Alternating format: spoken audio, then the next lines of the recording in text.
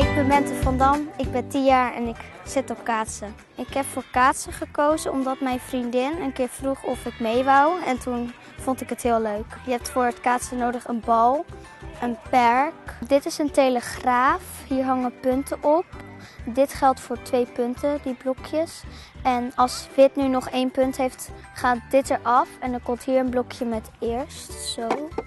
Dan gaat dit eraf. De telegraaf hangt nu vol en als een van de 2 teams nog een punt heeft, hebben ze gewonnen. Als je de winnaar bent van de eerste prijs, krijg je een krans en een beker.